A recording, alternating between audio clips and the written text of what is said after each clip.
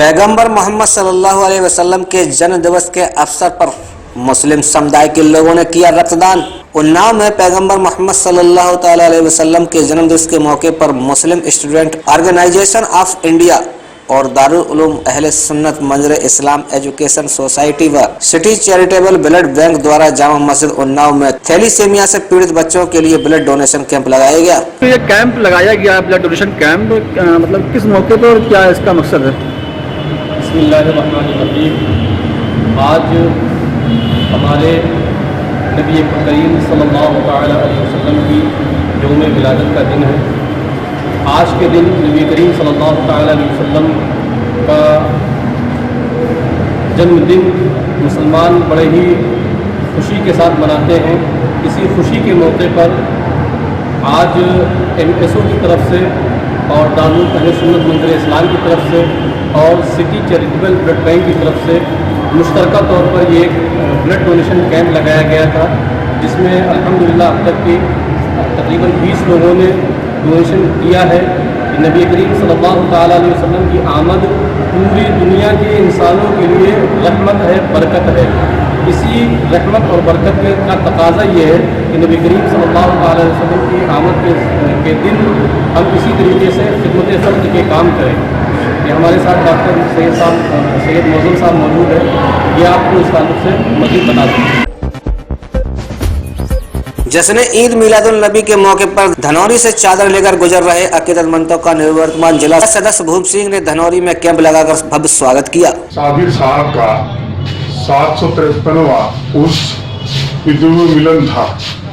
इसमें हजारों की तादाद में जवालापुर विधानसभा से लोगों ने चद्दर चढ़ाई और मैंने उनके स्वागत के लिए फूल माला और जलपान ग्रहण कराया। और मैं चाहता हूँ कि वे लोग अल्लाह से दुआ करें, देश में, प्रदेश में, मेरे क्षेत्र में, मेरे गांव में सभी लोगों को अमन चैन मिले, सुख शांति मिले। जैसे अभी कोरोना की बीमारी थी, उससे अल्लाह जान दे, इसलिए मैंने उन लोगों का स्वागत किया।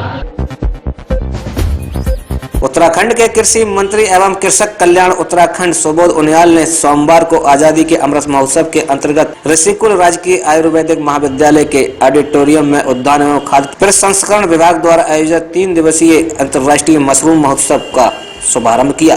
ये मशरूम फेस्टिवल बहुत महत्वपूर्ण है। इसको 3 दिन का इंटरनेशनल फेस्टिवल के रूप में मनाया जा रहा है और इससे पहले विभाग ने एप्पल को लेकर के इसी तरीके का फेस्टिवल का आयोजन किया था, वो देहरादून में हुआ था। और हरिद्वार में करने के पीछे एक बहुत इंपॉर्टेंट रीज़न था कि 1 डिस्ट्रिक्ट 1 प्रोडक्ट में हरिद्वार के लिए मशरूम चुना गया है। और मुझे उम्मीद है कि PMFME के माध्यम से और उसके अलावा जो हमारे हार्टिकल्चर मिशन है उसके माध्यम से यहाँ मशरूम प्रोडक्शन को और बढ़ावा मिलेगा। और मशरूम एक ऐसे प्रोडक्ट हैं जिसकी रेडीमेड मार्केट अवेलेबल है, ऐसा फ्रेश प्रोडक्ट भी, ऐसा प्रोसेस्ड प्रोडक्ट भी। और ज़्यादा से ज़्यादा लोग जो हैं मशरूम उद्यम करने के लिए तैयार आ जाएं। और बहुत इम्पॉर्टेंट बात यह है कि इसमें वैगरीज ऑफ मानसून से कोई प्रभावित नहीं होता। अदरवाइज़ तो ज़्यादातर खेती जो है मानसून के वैगरीज की वजह से कभी अच्छे कभी बुरे तरीके से प्रभावित होते हैं। इसमें उस तरीके की कोई रिस्क नहीं है। तो मुझे उम्मीद है कि इन टेक्निकल सेशंस के बाद जो मशरूम उद्यम में लगे हुए लोग हैं उनको भी और प्रोत्साहन मिलेंगे और उसके साथ साथ और अन्य लोग भी इस उद्यम के साथ जुड़ेंगे। मुख्यमंत्री ने किया आपदा क्षेत्रों का दौरा। मुख्यमंत्री ने जारी किए संदेश। उत्तराखंड के मुख्यमंत्री पुष्कर सिंह धामी ने अतिवृष्टि प्रभावित क्षेत्रों का हवाई सर्वेक्षण कर स्थिति का जायजा लिया। आपदा प्रबंधन मंत्री डॉक्टर धन सिंह रावत व DGP अशोक कुमार भी साथ थे।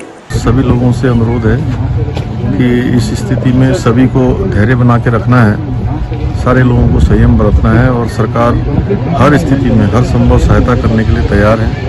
माननीय प्रधानमंत्री जी ने भी पूरी तरह से यहाँ के लिए हर संभव सहायता का आश्वासन दिया है, उन्होंने हर तरीके से कहा है।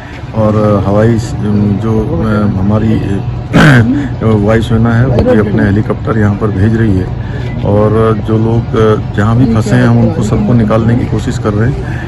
रास्तों में जो हमारे पर्यटक आए हुए हैं उनके लिए जहाँ रास्ते बंद हैं उनको भी हम निकाल लें। हमने अनुरोध किया है कि फिलहाल अभी यात्रा न करें। किसानों का भी बहुत नुकसान हुआ है, उसके अभी हम आकलन कर रहे हैं। हमारी कोशिश है इस आपदा की घड़ी में सभी लोग थोड़ा संयम बरतेंगे तो निश्चित रूप से मौसम विभाग ने कहा है कि आज देर रात्रि तक मौसम ठीक हो जाएगा, तो स्थिति हमारी सब सामान्य हो जाएगी।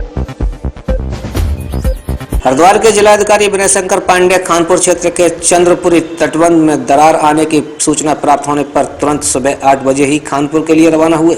उन्होंने बाढ़ग्रस्त क्षेत्रों का भी जायजा लिया। मैं एक बाढ़ग्रस्त इलाके को दौरा करने गया था और लौटने के बाद मैंने कहा खानपुर CSC के रास्ते में उसको चेक कर लूँ।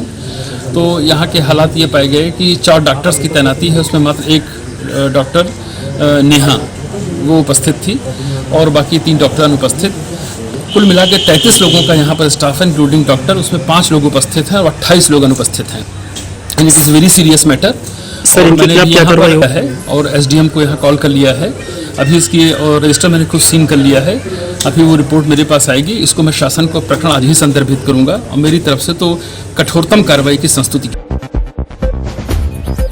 बदायूं के बजीगंज थाना क्षेत्र के सैदपुर कस्बे के पास कार और ट्रक की भिड़ंत में 3 लोगों की दर्दनाक मौत और 6 लोग गंभीर रूप से घायल हुए हैं। घायलों में 4 की हालत अभी भी गंभीर बनी हुई है, जिन्हें बरेली रेफर कर दिया गया है। बदायूं की बाबा कॉलोनी से एक बारात में शामिल होने के लिए लोग दफ्तौरी कस्बे में गए थे। बारात से वापस आते समय कार सामने से आते हुए ट्रक से टकरा गई, जिसमें 3 लोगों की दर्दनाक मौत हो गई। घटना स्थल का उच्चाधिकारियों ने भी जायजा लिया है। जनपद बदायूं में सायं वजीरगंज थाना क्षेत्र में सैदपुर नदवारी के पास एक दुर्भाग्यपूर्ण एक्सीडेंट की घटना हुई है, जिसमें यहाँ शहर के बाबा कॉलोनी बदायूं से बारात गई थी दफ्तौली बिसौली क्षेत्र में। वो वापस लौट रही थी और इको गाड़ी तथा ट्रक के बीच में भीषण एक्सीडेंट हुआ, जिसमें 3 लोगों की मृत्यु हो गई है और 6 लोग घायल थे। 4 लोगों को बरेली रेफर किया गया है जिला अस्पताल बदायूं से। 2 लोग प्राथमिक उपचार के बाद यहाँ से डिस्चार्ज कर दिए गए हैं और इसमें बताया जाता है ये शादी की समारोह में गए थे और वापस आ रहे थे। इसमें दुल्हन की मृत्यु हुई है और उन्हीं के घर के एक परिजन की मृत्यु हुई है और इको के ड्राइवर की मृत्यु हुई है। बाकी अन्य जो दूल्हे समेत अन्य लोग जो परिजन घायल हैं उनको बरेली 4 लोगों को रेफर किया गया है। 2 लोगों को प्राथमिक उपचार के बाद डिस्चार्ज कर दिया गया है। रामपुर में कोसी नदी भी उफान पर। उत्तराखंड में आई बाढ़ से कोसी नदी उफान पर है। यहाँ पर लोगों की हजारों बीघा फसल नष्ट हो गई है। आप ये नजारा देखें तस्वीरों में, मेन हाईवे से पानी किस तरह से उतर रहा है और ये देखिए नजारा कॉलोनी के अंदर किस तरह से पानी भर चुका है। जिधर देखो कोसी नदी की तबाही नजर आ रही है। हर तरफ कोसी नदी का जल भराव नजर आ रहा है। तमाम फसलें डूबकर नष्ट हो चुकी हैं।